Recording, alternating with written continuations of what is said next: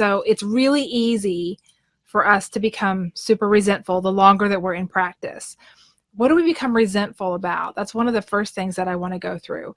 And those things can be things like the hours that we work, or it can be the clients themselves. We can become very resentful toward our clients.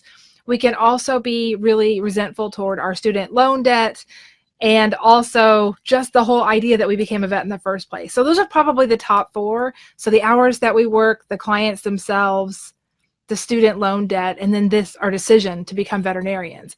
And for those of you who may be out there, if there's something else that you're feeling resentful about, I would love for you to drop that in the comments below. Now, the reason that I bring this up, and the reason that I say here that that I have in our in the title for this, sorry. So in the title of this, I have feeling resentful, yes, time to make a change. The reason that I put that as our title is because I want to talk about this whole idea of making a change to alleviate resentment. And the thing of it is that it's the resentment that we feel, and making a change, getting away from these things, like moving to a different clinic a lot of the times, thinking if we just get out of practice, that's going to alleviate the resentment. If we just get away from a client, that's going to alleviate the resentment. All of that is really just a lot of like false thoughts that we have. Because the thing of it is that we need to figure out where the resentment is coming from. And that resentment, even though we're resenting the things like the hours and the clients and the loans, and then maybe even our decision to be a veterinarian, the cause of that resentment really isn't any of those choices. It's just kind of where we're placing that, the blame, if you will. We're placing the blame for being unhappy in the first place. So when we start to feel resentment, that's actually an opportunity for us to identify something that's bothering us. So why are we resenting the hours that we work, for example? So we may begin to resent the hours that we work because we're missing out on other things that we want to do in our lives. We're missing out on going out with friends. We're missing out on being able to do other activities, going to the gym, whatever it is that you want to do that you're not able to do because of the hours that you work. Let's take a look at that and figure out, how is that happening? So I think the most common one is the things that happen like after normal work hours, like being able to meet friends for dinner or whatever. I hear over and over again from you guys that you ended up working late and you had to cancel your plans. And so if that's something that keeps happening and this working late is the norm, then of course it's not uncommon that you're going to start to feel a little bit resentful, because you're not able to plan events for after work because you're not really sure when work is going to end.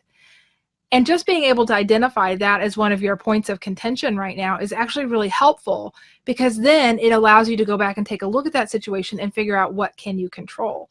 And you can control a lot of it. So let's use that hours, for example. Let's say that you have plans after work to meet some friends for dinner, and then you are working late and then you have to call and cancel. We need to take a look then at, why are you working late? What's actually happening in that situation that's making you work late? And so from there are things you can control and things that you can't control. One of the things is walk-in emergencies. Like if there's literally something like right as you guys are closing up and it's an emergency that walks in, that's going to happen. But that's not the type of thing that typically happens every single day. There's a difference between an emergency, something that is truly needs to be stabilized before it can move on to an emergency clinic, versus somebody who just is trying to squeeze in at the last minute with something that may have been going on for a while, or something that isn't actually medically an emergency. So then who decides whether or not that person gets to come into the clinic, right? Whether or not they're seen. Part of this is clinic culture. And so we do tend to have this culture of where every client needs to be seen right now. And that's not impossible to change. It can be a little bit difficult to change, but everybody has to get on the same page. Because what happens is, if we continuously teach clients that when they show up 10 minutes before close for a nail trim, that we're going to see them for a nail trim, or when they walk in the door, they sneak in 3 minutes after to get a bump on the side of a dog checked, even though the bump's been there for 6 weeks. It's not an emergency, and they weren't on the schedule, but all of a sudden they think it's an emergency to them. If we continue to see those types of cases in those kinds of scenarios, all we're teaching our clients is that we will do that we will give up whatever else is planned to stay longer to see them. Now, I'm not saying this to bash clients at all. They're just doing what we've taught them to do. And as an associate, this is really frustrating, because a lot of times you don't have control over how that stuff is managed. But you have more control over it than you think if you have the tough conversations. And this is really at the heart of resentment, is that when there's things that are keeping you from leaving on time, there's a difficult conversation that needs to be had. And it's only difficult from the perspective of the way that you feel about it. Because having a conversation with your boss or with your practice manager about scheduling and about the impact of that on your personal time is a little bit uncomfortable. It's something that we don't want to do. And instead of having the difficult conversation about it, what we typically do is we just get angry and we mutter under our breath. And then we start to tell ourselves all these stories about how they don't respect our free time and don't they know we have a life and it's unrealistic that they should expect that I'm going to work 14 hours every single day, and just all of these things that we tell ourselves.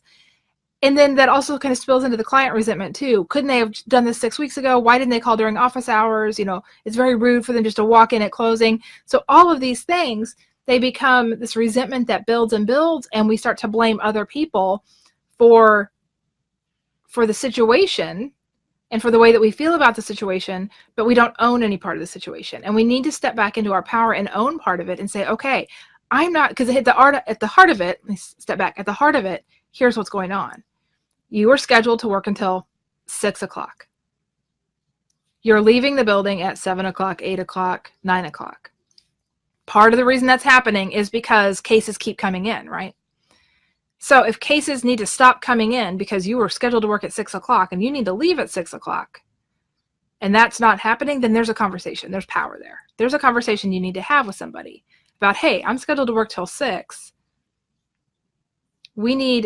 Something needs to change with the scheduling, because the way that it's happening now is that patients are getting scheduled to come in a time frame that it's not going to be at all possible for me to leave on time. And so what can we do to adjust this so those cases come in earlier or they get moved to the next day so that we can keep that in place?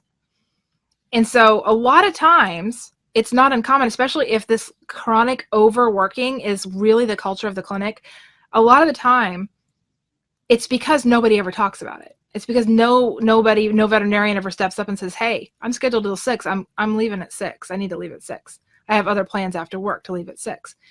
So we kind of perpetuate this culture of staying and staying and staying because nobody's been the first one to step up and say that. And as a result, what happens is all this resentment.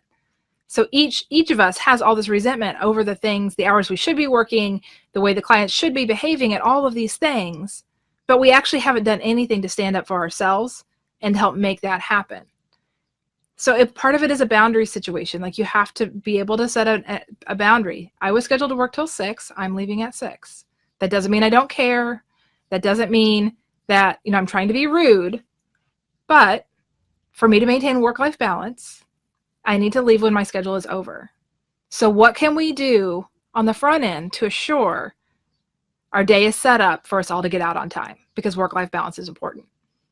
So when you approach it from that kind of standpoint, the conversation, it's still scary to have because you're having a conversation kind of stepping into uncharted territory. But when you have it from that kind of perspective and you use that kind of language, what you're really bringing back to the center of the conversation is, I want to leave on time because I want work-life balance. And we all need work-life balance. You're not saying, I want to leave on time because I don't want to see more clients because everybody sucks. Like, that's not what you're saying. You're not saying, I want to leave on time because I don't care about my job. No. The truth is, you'll do your job better if you have some balance, if you get your free time to be your free time. And it's this culture of overworking that we've created within the veterinary profession overall, and we continue to perpetuate it because we're afraid to have conversations, that this is a huge contributor to our burnout.